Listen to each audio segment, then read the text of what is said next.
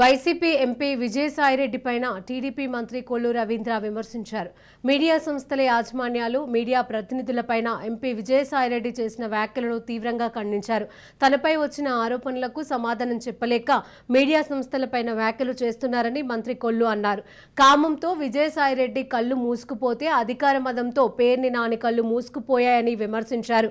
త్వరలో పేర్ని నాని అక్రమ ఆస్తులన్నింటిపైన విచారణ చేయించి చర్యలు తీసుకుంటామని మంత్రి కొల్లు హెచ్చరించారు. చివరికి ఒక కుటుంబాన్ని రోడ్డు పడేసావు.